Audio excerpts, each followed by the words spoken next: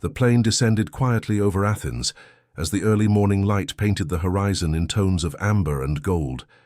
The hum of the engines seemed to soften as the wheels touched the ground, as if even the machine understood the weight of the moment.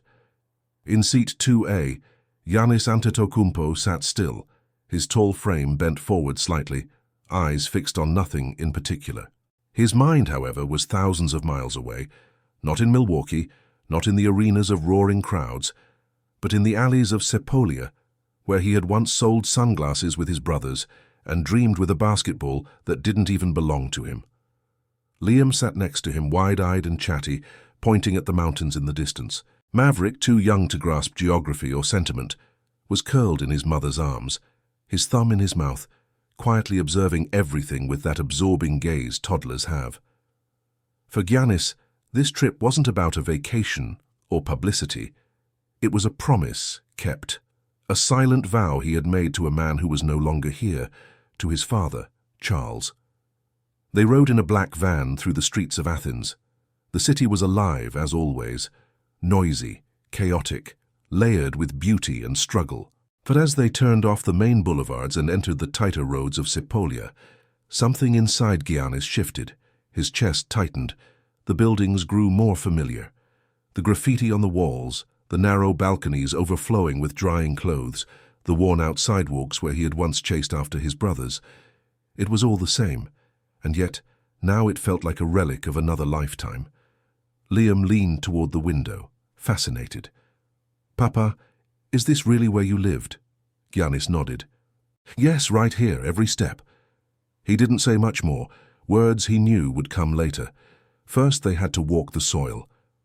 The van came to a stop outside a dull, weathered apartment building. It stood 4 stories high, made of cracked concrete and peeling paint. The windows had bars and rust bled from the hinges. To the outsider, it looked like any forgotten corner of an overpopulated city. To Giannis, it was sacred ground. He stepped out, slowly. The air smelled different here, richer, denser, more honest. He lifted Liam from the van and held his hand tightly. Maverick, groggy, was in his mother's arms. The whole family stood in front of the building in silence.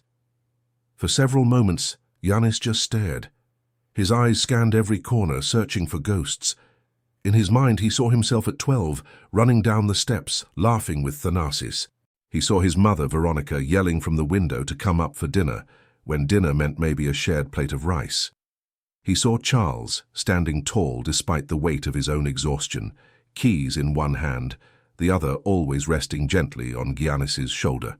"This," Giannis finally said, his voice low and reverent, "this is where everything started." He walked them up the stairs, one hand on the railing, the other gripping Liam's. He could feel the rough texture of the wall. How many times had he dragged his fingers along this same surface, daydreaming about NBA courts and escape? His legs remembered every creak of the stairwell. The door to their old apartment stood just as he remembered it. Number 12B, faded numbers, a dent in the metal near the lock. It was both nothing and everything. The current occupant had agreed to let them in for a visit, having recognized the name. The door was left ajar, an invitation and a testimony. Giannis pushed it open slowly. It hit him instantly. The room was smaller than he remembered. Isn't that always the case? The walls were off-white, aged by time and sun. The old floor tiles, cracked in places, still bore the scuff marks of countless feet. There was a patch near the far wall where his mother used to place a mat for evening prayers. And just to the right by the window, the faded remnants of pen lines. They had once measured the boys' heights there month after month, dreaming of how tall they might grow. Giannis walked in, but it was as if time folded. He wasn't the NBA MVP now. He wasn't the finals champion. He was the barefoot kid, shoulders too narrow, soul too big for his body, clutching a ball with fingers cracked from cold. Liam stepped in slowly behind him, holding his Buzz Lightyear toy. He looked around, unsure. "It's small," he said innocently. "Did you all live here?" Giannis nodded.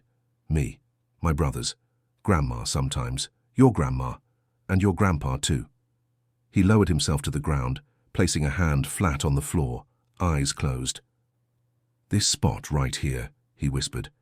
"This was where I used to sleep. I would lie right here next to Thanasis.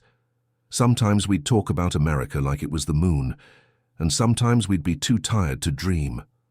His wife walked in, quiet and respectful. She didn't need to say anything. She had heard the stories, but now seeing it, smelling it, feeling it, it became something else. Real.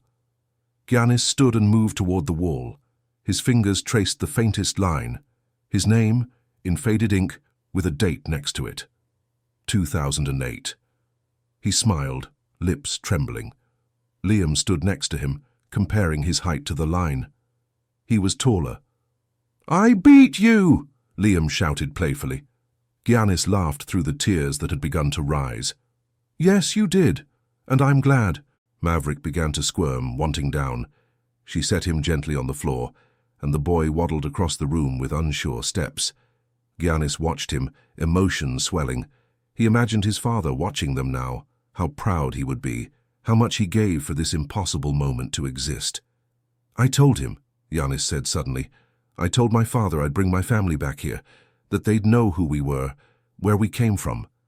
He turned, and the tears finally fell. There was no audience, no cameras, no crowd to witness this, just memory, blood, and love. "I wish he could see them." His wife moved close, touching his arm gently. Liam clung to his leg. "He does," she said simply.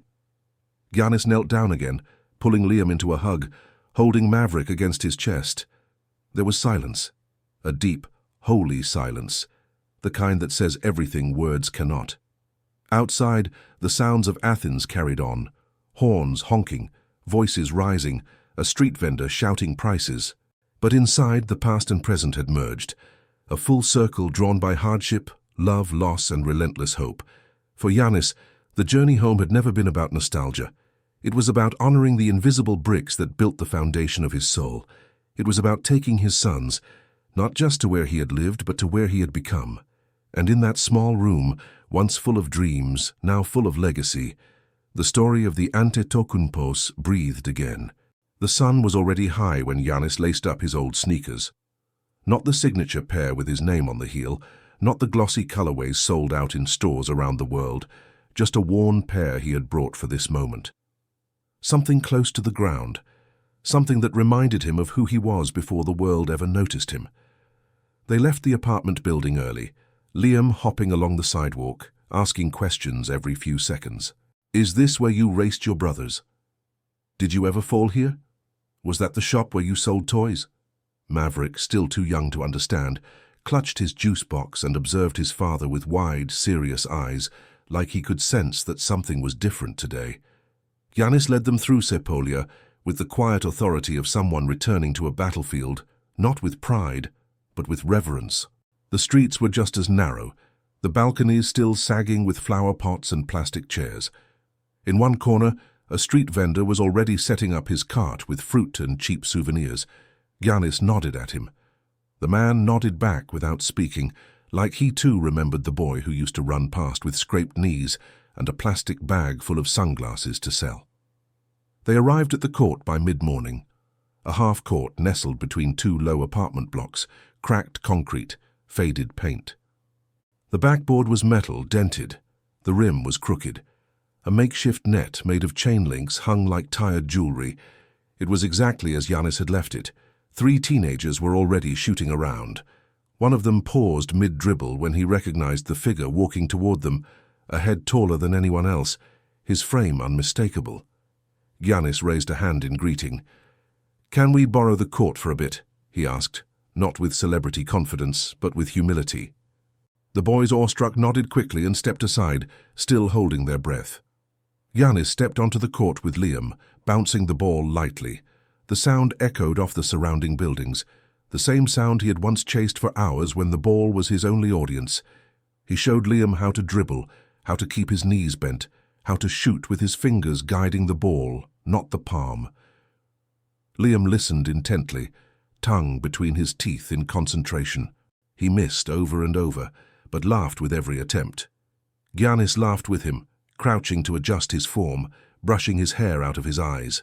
Maverick clapped each time, completely enthralled. Then Giannis took a few steps back. He stared at the rim, quiet. One deep breath, one slow dribble. He rose and released. The ball clanged off the rim and rolled away. He smiled. "That's how it was back then too," he said. "I missed a lot, but I kept shooting." Liam didn't get the meaning entirely, but he nodded anyway. They played for almost an hour, laughing, sweating, with the neighborhood watching quietly from balconies and behind curtains. A few older residents recognized Giannis. Some waved. One woman threw a kiss from her third-floor window. No phones, no autographs, just silent acknowledgement. They had all seen the boy grow up here. They remembered the long strides, the nights he'd sneak in extra hours after dark. The brotherhood of 4 boys who played with no coach, no future guaranteed, just each other and the dream. Afterward, they stopped at a small bakery down the street. The sign hadn't changed in years, same cracked letters, same brown awning. Inside, the smell of warm dough and sesame filled the air. The woman behind the counter, now older and slower, froze when she saw him. "Giannis?" she said, voice thin with disbelief. He smiled. "Hi, Mrs. Katerina." She dropped the bread tongs. "I knew you'd come back one day," she whispered.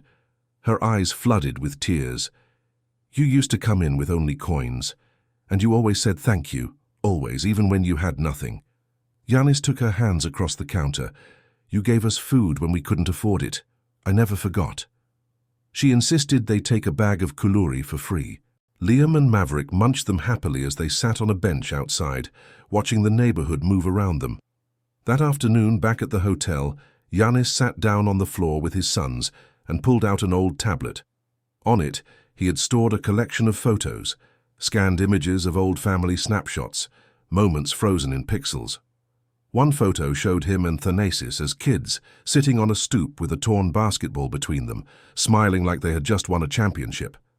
Another showed his father, Charles, lifting a toddler Giannis onto his shoulders, his face half-shadowed by the sun, but unmistakably strong. "This was your grandfather," Giannis said softly, showing the picture to Liam. "Was he really strong?" Liam asked. Giannis nodded, emotion rising in his throat. "The strongest man I've ever known." He told them stories then, not the ones about trophies or arenas or endorsements. He told them about Charles carrying crates at the market, with hands blistered and back aching, only to come home and lift his children into the air like they were weightless. He told them about the times they had no electricity, and Charles would make up stories by candlelight to keep the fear away. He told them how Charles always believed, even when no one else did, that something better was possible for his children. "Your grandfather used to say, 'We may be invisible, but we are not worthless.'" Giannis paused. "That stuck with me. Every time I felt like giving up, I remembered those words." He fell silent. Liam looked up at him, eyes wide. Maverick leaned into his shoulder, and then, unexpectedly, Liam's lip quivered. "Is he still here?" he asked. Giannis closed his eyes. He nodded. "Yes, always. In me. In you." And that's when the tears came. First Liam, wiping his face with his sleeve. Then Giannis, silently at first, until it became uncontrollable. He reached out and pulled both his boys close, their heads on his chest, their tiny bodies pressed against his heart. His wife came over and wrapped her arms around all 3 of them. No one spoke, there was no need. The hotel room, clean and modern, transformed in that moment into something ancient and sacred. The grief was not painful. It was full. It was honest. It was love, remembering love. Later that night, long after the boys had fallen asleep, Giannis stood by the window looking out at the lights of Athens. The city had grown since he was a child. So had he. But the soul of it remained. Somewhere below, in the cracked concrete and narrow alleys, his father's footsteps still echoed. He whispered into the glass so softly it was almost a prayer. "Thank you, Baba, for everything." And in the hush of the Athenian night, it felt like the city whispered back. Morning came quietly on their final day in Athens.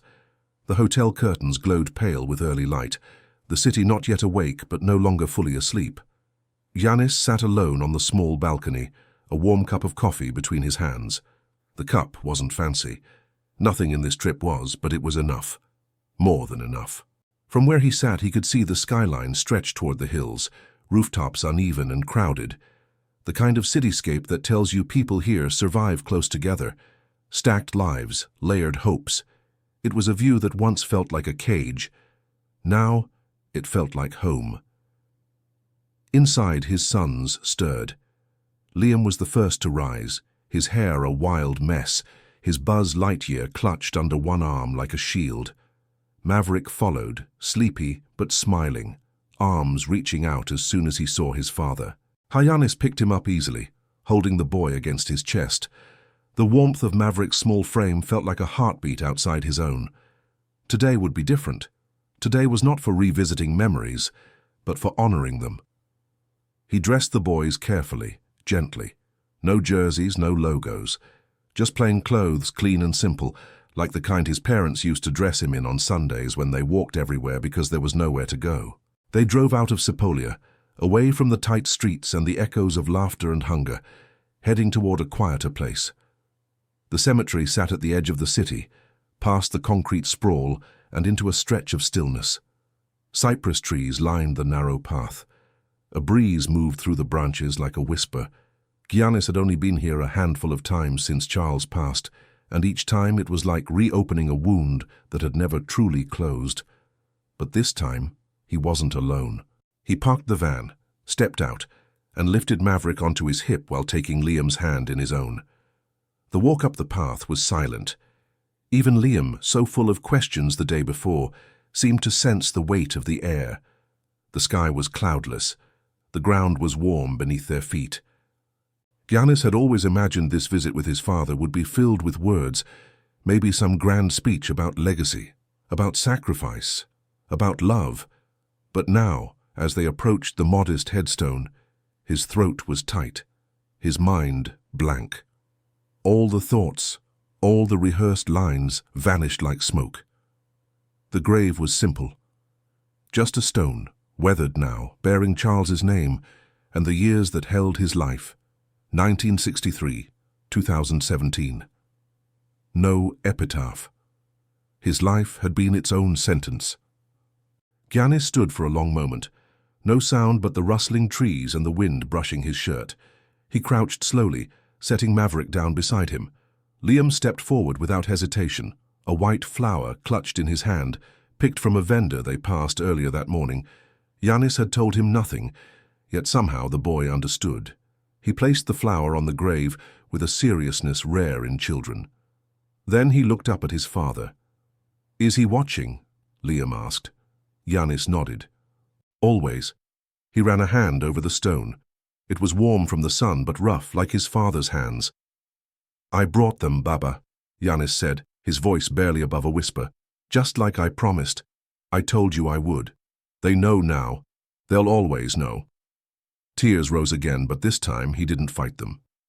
He let them fall, slowly, softly, not out of sadness, but love. Love too big to hold in. "I used to think I had to carry you with me," he continued, wiping a tear from his cheek. "But you've always been in me. Every step, every shot, every breath." He placed both palms on the earth, grounding himself. "You never saw the arenas, Baba. You never saw the crowds. But none of that would exist without this ground, without you. You built me, piece by piece." The boys stood quietly, watching their father speak to someone invisible, but very real. Even Maverick, too young to speak much, seemed to understand that something sacred was happening. He toddled forward and placed a hand on the edge of the headstone, mimicking his father. Giannis watched the gesture, and a sob escaped him, not of pain, but of grace, of a circle completed. They sat together on the small bench near the grave, the family of 4 wrapped in silence. No prayers, no hymns, just presence. After a while, Giannis reached into his pocket and pulled out a small photo, one of the old ones from the night before. It was the image of Charles holding Giannis on his shoulders, both of them smiling, the sun behind them. He placed it gently against the base of the headstone, weighted with a small stone so it wouldn't blow away. "Now you're here," he said softly. They stayed there until the sun began to dip, shadows growing longer on the path. Before they left, Giannis knelt once more and kissed his fingers, pressing them to the cold marble. As they walked back to the car, Liam looked up. "Are you sad, Papa?" Giannis looked at his son and smiled, not wide but true. "I was," he said, "but not right now." "What are you now?" Giannis thought for a moment, then answered, "Grateful." On the way back, they took a detour, not through the city but to an open field on the outskirts, a place where children sometimes played, where goats wandered, where the ground still smelled like the earth. There was no court here, no lines, no baskets, just dirt and sky. Giannis rolled down the windows. The air rushed in, fresh and wild. He pulled the car to a stop and the boys jumped out, laughing. Liam ran ahead, arms wide like an airplane. Maverick stumbled behind him, determined to keep up. Giannis followed them at a jog, heart full, lungs burning from something other than exertion. He scooped both boys into his arms, one under each elbow, and spun them around. Their laughter filled the air like music. He dropped to his knees and lay back, all three of them landing in a pile. Above them the sky was endless, blue, brilliant, uncaring. It was here, lying in the grass, that Giannis spoke not to his sons, not to his wife, not even to himself, but to the moment. "All this," he whispered, "started with a dream in a place with no room to dream." He turned his head. Liam was lying beside him, tracing clouds with his finger. Maverick was curled into his side, his eyes closing slowly. "We come from very little," Giannis continued, more to the wind than anyone else. "But now my children come from love, from sacrifice, from strength." He closed his eyes. "From you." Later that evening, back in their hotel, Liam asked if they would ever come back. Giannis didn't hesitate. "Always," he said, "because we never really leave." And when the time came to board the plane, as the sun dipped low behind the hills and Athens shimmered in golden light, Giannis stood for a moment at the top of the stairs before stepping inside. He turned, holding Maverick in one arm, Liam standing proudly beside him. He looked out across the city, not at the skyline, but at the spaces in between, the cracked pavement, the old balconies, the fading paint, the stories. He whispered one last time, to the past, to his father, to everything that had made this moment possible. "We are home." Then he turned and walked inside, carrying not just his sons, but the whole weight of his journey, transformed now into legacy, into love, into light.